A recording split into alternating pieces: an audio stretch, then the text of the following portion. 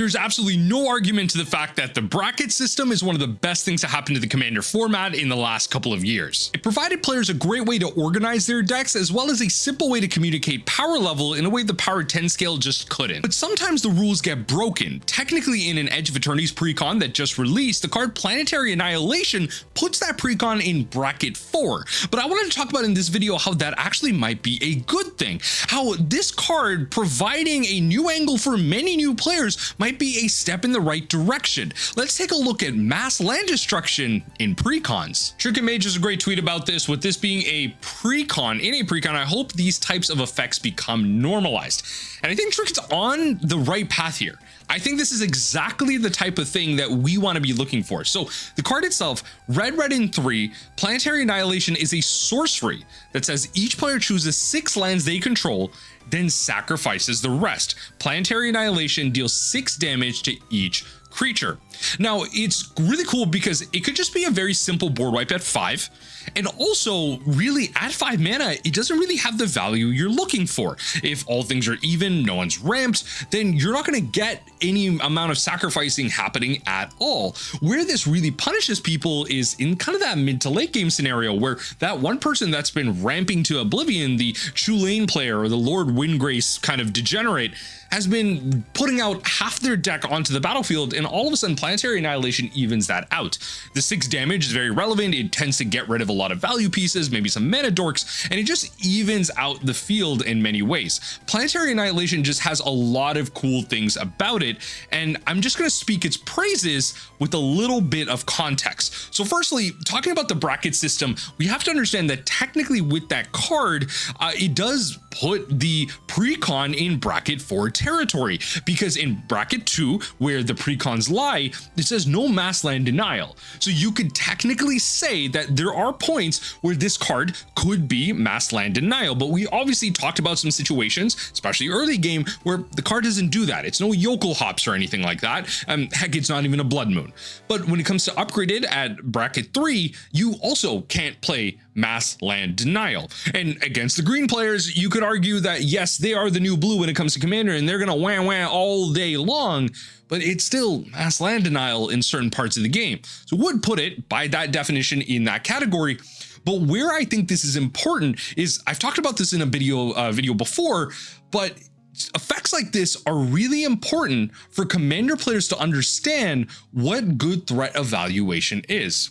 Let's take this from the perspective of different decks that have been breaking this rule. So this precon could be added to the list of 2 that come to mind, precons that technically break the rules that we have right now. For example, the Mystic Intellect precon from way back when is technically not legal out of the box. Dockside Extortionist is in this deck list, so we got this introduced here. So of course, we're going to see something like this immediately break the mold in that sense. This is obviously a very niche case, but again, a very expensive precon, one that is relatively powerful because of the Dockside Extortionist now banned.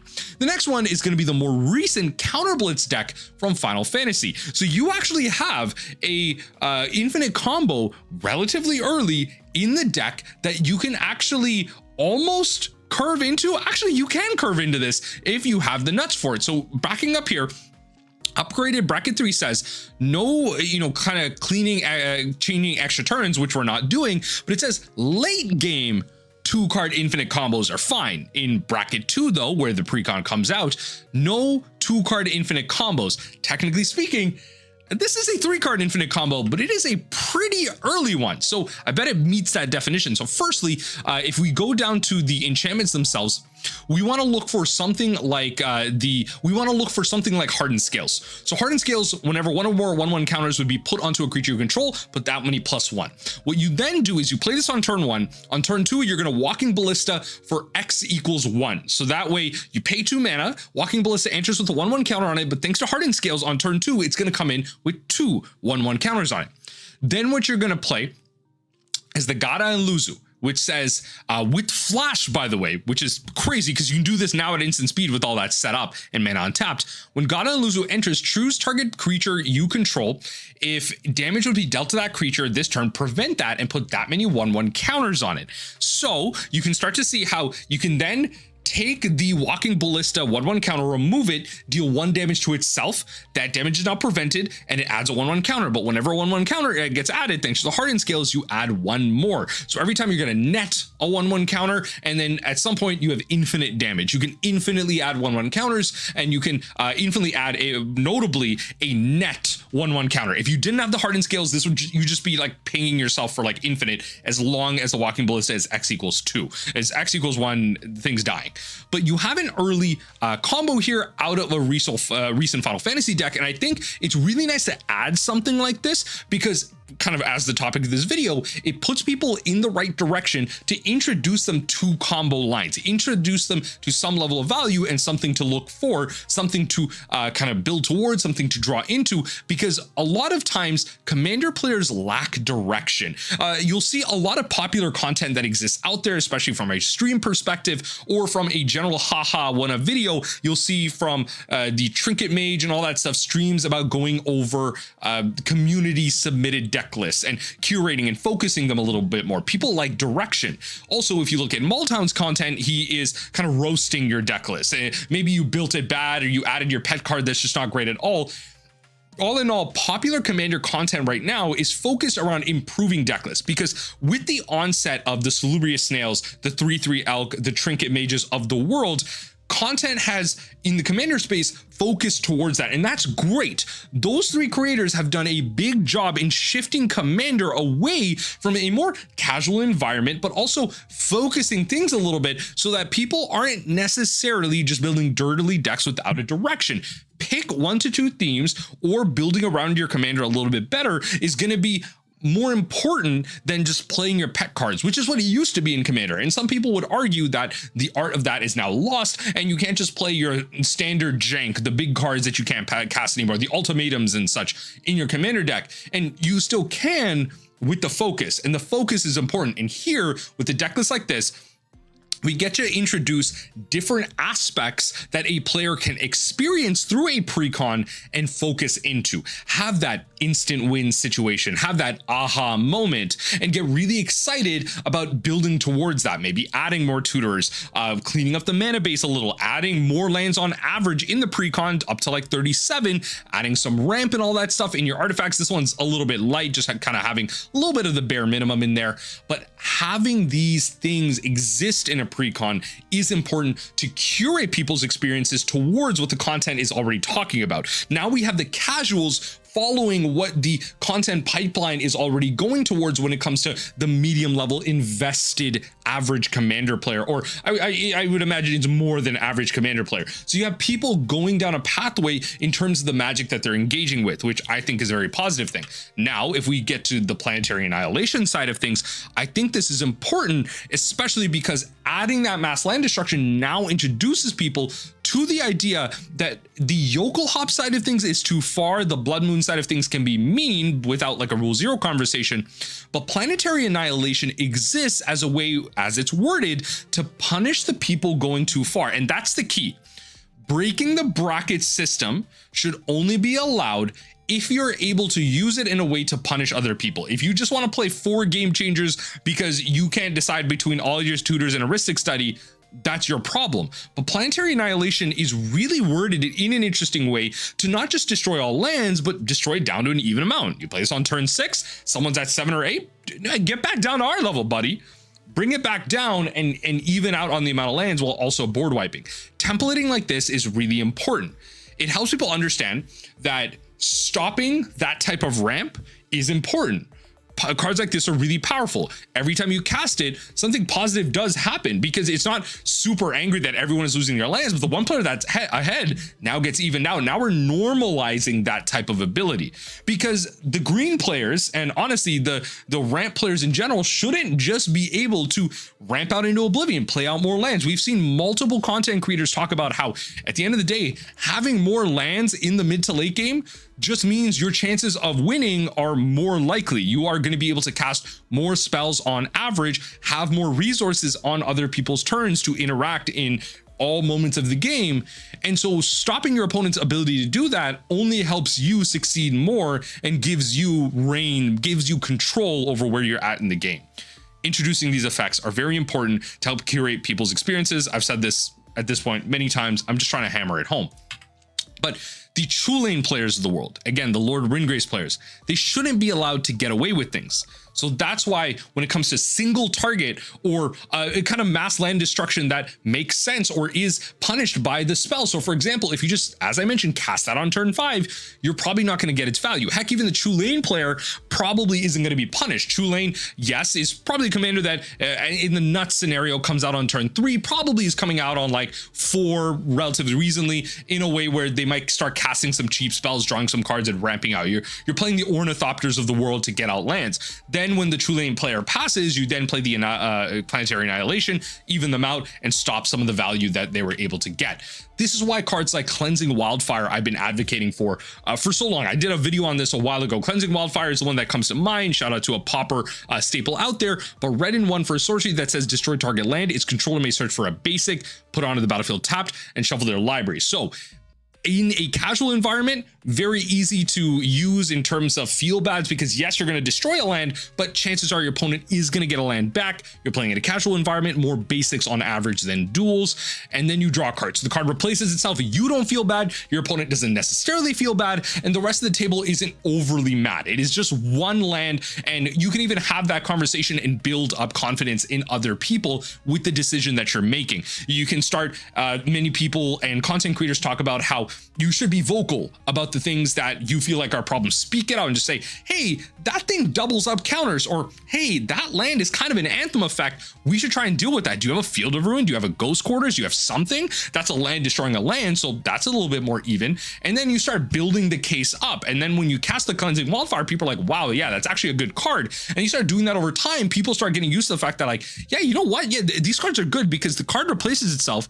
You deal with a problematic thing. Players are kind of even on the resources that they have. You just don't get to go over the top. We're keeping things even. We're keeping things level.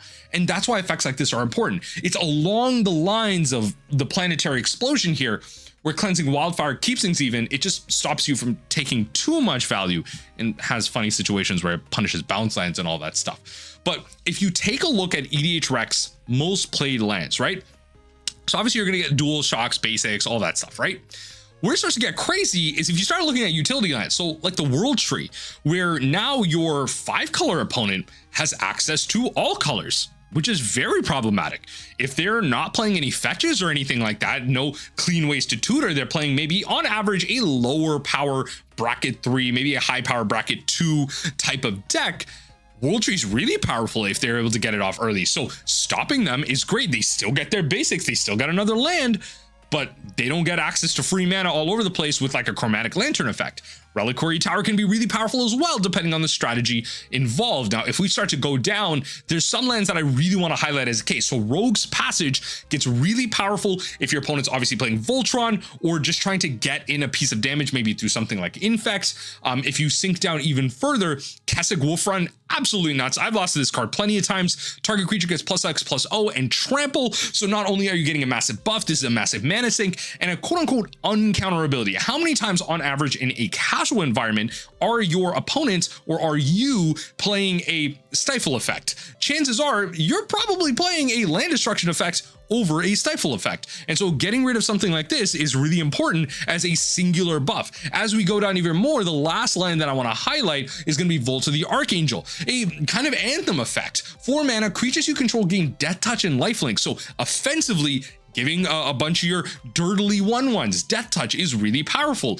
Offensively, giving your whole board lifelink is a great way to come back from a sticky situation. So making sure that the Vault of the Archangel doesn't exist is really important. Making sure your opponent doesn't untap with that. Now there are instant speed ways to destroy lands, and that's a little bit less common, but there are a ton of sorcery speed ways to do it. So in that sense as well, it is fair in the sense that you're doing it on your turn. People feel like you're not taking advantage of them too much. So again, making sure that if we emphasize the way to keep things even, if we normalize mass land destruction through an equalizing effect, that's when it becomes really powerful to players because they see it as a tool, not as a way to get behind. When you start playing it with the Magus of the Moons of the world, the Blood Moons of the world, or heck, even the Harbinger of the Seas, that's when it starts to get uneven. You're not going to be able to really even that out. Now, in a casual environment, if someone's playing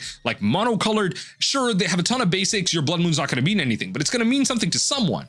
But those effects aren't meant to be even. Those effects are meant for you, the caster, to take advantage of them because you probably have some mana rocks. You might have a Ragavan giving you treasures or whatever it is. You are meant to take advantage of that by creating a power imbalance. But playing these land destruction spells and having them available in precons teaches people that these spells can be really powerful in the right context if they're developed the right way, if they're printed the right way, but also if they're used in the right context. Evening the battlefield is a great way to have mass land destruction spells be normalized, which again, I think is a great thing to come out of this. Yes, you could go about the clickbait title like I have and a couple other YouTubers have done and say, yes, this is a bracket 4 deck. But I think overall, this is a great thing. Now, if we kind of focus in, right, and talk about how decks need a little bit of tuning, I think this also helps kind of push people towards how many of a certain type of effect do we want, right? And there are a couple of effects that are really good if we explore them, because not only do they replace themselves like we see with the wildfires, but also effects that give you other things. They might give you a treasure, they might give you a booster creature, they might give you a 1/1, whatever it is. There are effects that we can find that even things out for ourselves that are a lot more powerful and on theme with our deck, especially with the amount of cards that come out every year. You can find an effect, chances are, that synergizes with your commander, with your game plan, and still focuses in on your situation. Now, I want to talk about a specific situation that I came across just a couple days ago, actually. A lot of you have been DMing me about like, what's the best like mill deck in EDH and what's like wrong with my EDH deck. Let me know in the comment section down below, like, is that like something you want to see? Like, do you guys want to see me talk about and rate y'all's mill decks? I would love to. I don't know if that's my audience, but I would love to rate y'all's mill decks and talk crap about y'all's mill decks like Maldhound does. But anyway, let me know in the comment section if that's what you want to do. But I'm not talking about crap about this person specifically, but just talking about how their Wise Mothman deck was unfocused. They shot me a DM on Twitter. He said, hey, can you take a look at my Wise Mothman deck? Now, specifically, I don't really do this too often. I just don't have the time. I will tell people straight up, like, if you ask me for deck advice, unless it's like about a constructed format, specifically about modern, honestly, most of the time, or even Pauper, I probably just don't have the time to give you advice, A, because I may not have the in-depth experience, or B, because if it's like Commander, you really need to go into the whole list and take up a bunch of time. It's too much. So I said, okay, I can't give you a whole breakdown on how to improve this completely. I can push you in the right direction. I can help you focus. And so when it comes to situations like this, the Wise Mothman, what I'm looking at is helping precon players, because the Wise Mothman is a precon, helping these players focus in on different ways that the commander not only tries to lean you towards, but kind of doesn't help you focus. So the Wise Mothman specifically, you have rad counters, so a little bit of like maybe proliferation, maybe a little bit of damage. You also have mill, you have +1/+1 counters. You could also technically, you know, go with some reanimation routes because you're in Sultai. There's a lot of different ways that you can go. So I looked through the deck list and I'm thinking, okay, if you're playing the Wise Mothman, you're probably playing some type of mill strategy, right? So I see the Ruin Crab, I see the Bruvac. The key with these cards is that Ruin Crab mills your opponents. You cannot target yourself like Hedron Crab can, and Bruvac specifically words in if an opponent would mill, they mill twice that amount. So it's nothing to do with you. The thing that I saw in this person's list, though, was there was a reanimation sub-theme. And that's what I thought didn't make sense. So I told them you need to pick one. You can't play Bruvac the Grandiloquent and Ruin Crab in a deck that wants to play Sidisi Brood Tyrant, which says whenever one or more creature cards are put into your graveyard from your library, from your library, create a 2/2 black. So I'm a creature token. Or Taval, which says whenever one or more cards leaves your graveyard, create a 2/2 black zombie creature token. It's too unfocused. It doesn't make any sense. And I said, pick a route. The Wise Mothman can get very complicated. And so if you're able to hone in on what you really want to do you want to mill? Do you want to make a bunch of counters? Do you want it to be reanimation? If it's reanimation, this might just not be the optimal thing unless you're doing thematically because you really like this commander, then sure. focus in on that. And so you come across all these situations in the wild where people take a precon, they have a lot of ideas with it, and they're not able to hone in on what they really need to be doing based on land counts, the amount of instant sorceries, the ratio of your ramp, and all that stuff. All of those are deeper discussions. But what I like with Wizards and what they're doing, introducing these combos, introducing these high power cards, introducing mass land destruction into a precon, but doing it in such a way where the card design leans you towards it being very situational, but also in a way, very modal. It helps people explore these different ideas, but also helps people to understand where they want to focus in on. Like, yes, I want a land destruction spell, but I don't want a Stone Rain. But I like the fact that I have a 5-mana sorcery that can technically be a board wipe, but an equalizing card as well. So in a casual environment, it's a little bit better. Now I build off of this. I really like this effect. Maybe I want more board wipes based on how I built this. So I'm going to keep this one, but I'm also going to play more into the board wipe side of things. Or I want to play more in the land destruction side of things because my table has a lot more green players. So I want to get rid of some of the effects that these players have. And so we see that over the years, we have different versions of different effects coming about in Commander through different limitations. So you have the Gaia's Cradle of the World, which is just the version of the straight up land that you play that gains you a bunch of green mana based on the amount of creatures you have. It's on the reserve list. It's not getting reprinted. It's very expensive. We then have Growing Rights of Itlamok, which also flips into a Gaia's Cradle. Now, it's an enchantment on the front side. It's conditional. It's easy to remove in that sense and requires some conditions to even flip it. So it's not immediately a Gaia's Cradle. Now, we also have a station that gives you that same effect out of Edge of Eternities. So more and more, we're starting to see that these powerful effects are going to see reprints. They're going to see different ways that they can be returned. We're going to see duels over time. We're going to see different utility lands. So it's more important than ever that we have different options to give different players that want to focus in on different strategies to have different ways to tackle these things, right? And they should have limitations. Like, I'm on the side that, yeah, black should have enchantment removal, but it should be at a big downside. It should be thematic to that deck. And maybe red shouldn't have enchantment removal whatsoever. Maybe there are hard limits. But if there are effects that provide that unifying kind of factor, again, there should be downsides to it. It should have a high mana cost, it's sorcery or whatever. There should be a real decision being made in adding that to your 99. And I like the fact that we did this with this precon. I think it should be brought up more in terms of an intention. And I hope y'all like the fact that I actually made a positive video. The title and the thumbnail may not actually lean it that way, but many of you talk about how much I complain. But I have a lot of positive thoughts. I throw out a lot of gameplay out there. My commentary might be more negative on average, but I make a lot of positive gameplay, and this is going to be another positive video. I'm actually going to shout out Wizards of the Coast to making a good decision, regardless of how intentional or not it is. I think this was a good step in the right direction, and I'm applauding Wizards for it on camera. On record, I'm applauding Wizards for making a good decision with these Commander precons. I'm excited to play them.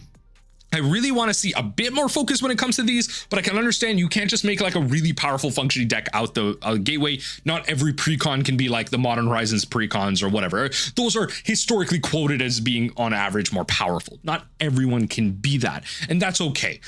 We can have good precons, we can have focus in our precons, and we can lead players in a good direction and have them explore like in their own way.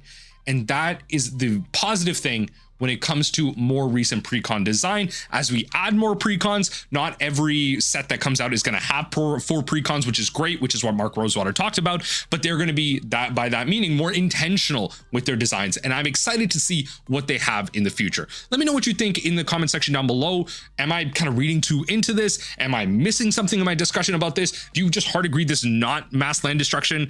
Why not? Whatever it is, let me know how you're feeling about Edge of Eternity and the Commander set in general. Let me know how you feel about some of the things I talked about. Like, do you feel like precons need a little bit more direction? Do you feel like decks in general or Wizards of the Coast need to do a better job of focusing people in on a different theme or a topic that they want to explore through their deck building? Sound off in the comment section down below. I'm done yapping.